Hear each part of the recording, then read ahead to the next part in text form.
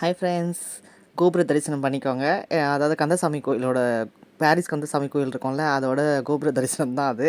So அன்றைக்கி வந்து Aadi Amavasai. So அன்றைக்கி வந்து பூலாம் வாங்கலான்னு சொல்லிட்டு நானும் ஹஸ்பண்டும் வந்து கோயில் அந்த பூக்கடைக்கு வந்து போயிருந்தோம், பாரிஸ் பூக்கடைக்கு.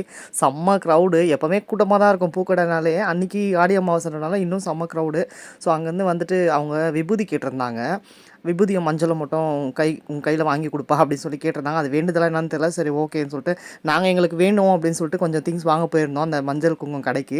ஸோ அங்கே போனோமா, அவங்க கேட்டாங்கனால அவங்களுக்கு வாங்கி கொடுத்துட்டு அங்கேருந்து அப்படியே வந்துட்டு இந்த தொன்னெல்லாம் வேணும் அப்படின்ட்டு, அதாவது ஹஸ்பண்ட் வந்து கோயில் திருவிழா நடத்துவார். நான் லாஸ்ட் இயர் விலாக்லேயே வந்து விலாக் மாதிரியே வந்து போட்டிருப்பேன் பெருசாக. அந்த கோயிலுக்கு வந்து கொஞ்சம் திங்ஸ்லாம் தேவைப்படுது, அதுக்காக தான் பூவெல்லாம் வந்து வாங்க போயிருந்தோம் நாங்கள் அன்றைக்கி 2 பேருமே. ஸோ அப்படியே போயிட்டு அந்த தொன்னெல்லாம் வந்து ஒரு ஷாப்பில் வாங்கினோம். அப்புறம் அந்த வெட்டிவேர் மாலைலாம் அங்கே இருந்தது.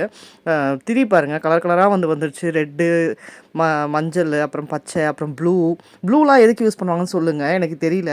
ஸோ அன்றைக்கி வந்து வாங்கிட்டு கோயில் எல்லாத்தையும் நாங்கள் வந்து ஒப்படைச்சிட்டு நாங்கள் வந்து வந்துட்டோம். வெட்டிவேர் மாலை நானும் ஒன்று வந்து வாங்கியிருந்தேன். ஸோ ரொம்ப நாள் ஆசை வீட்டு வாசலில் மாட்டினோன்னு. ஸோ வாங்கி வந்து மாட்டியாச்சு.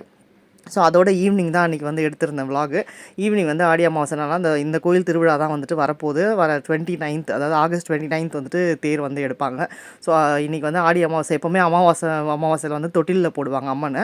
ஸோ ஆடி அமாவாசைன்றமோ இன்னும் கொஞ்சம் ஸ்பெஷல் இல்லையா? ஸோ அதை வந்து கொஞ்சம் ஆட்டி விடுமாக்கும் தொட்டிலனாங்க. ஸோ கொஞ்சம் நேரம் போய் ஆட்டிட்டு நல்லபடியாக சாமியும் கூப்பிட்டு பசங்களும் கொஞ்சம் நேரம் வந்து போய் பண்ணிகிட்டு இருந்தாங்க அதை.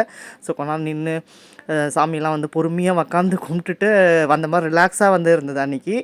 ரொம்ப நல்லா பண்ணுவாங்க இந்த ஆடி அமாவாசைக்கெலாம், ரொம்பவே சூப்பராக பண்ணுவாங்க.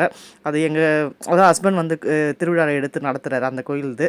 ஸோ அதுதான் ஃபுல்லாக வந்து சுற்றிட்டு சாமியெல்லாம் வந்து கும்பிட்டுட்டு அப்புறம் என்ன வேலை, டிஃபன் சாப்பிட்ற வேலை தான் அங்கே. அதாவது எப்போவுமே டிஃபன் போடுவாங்க அந்த அமாவாசை டைமில் வந்து. யாருன்னா ஏதாவது ஒவ்வொருத்தர் ஒவ்வொரு வீட்டிலேருந்து செஞ்சு கொண்டு வருவாங்க. ஸோ பிரசாதம் வந்து வாங்கி அங்கேயே சாப்பிட்டு, அதாவது நைட் டிஃபன் வேலை அங்கேயே நாங்கள் வந்து முடிச்சிட்டோம். சொல்ல போனாக்கா அந்த அளவுக்கு வந்து நிறைய இருந்தது. பார்த்திங்கன்னா தெரியும், இட்லி, வடக்கறி, 2 டைப் ஆஃப் கேசரி, அப்புறம் சுண்டல், அதெல்லாமே இருந்தது. அதான் ஹஸ்பண்டு நின்றுட்டுருக்காரு பாருங்கள்.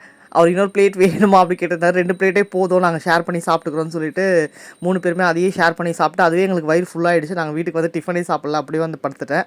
இது பாருங்கள், 2 டைப் ஆஃப் கேசரி, அப்புறம் சுண்டல், ஒயிட் சுண்டல் அண்ட் கருப்பு சுண்டல். அதுக்கப்புறம் இது என்ன ரைஸுன்னு தெரியல, அது ஏதோ வித்தியாசமாக இருந்தது. அப்புறம் இட்லி, வடக்கறி.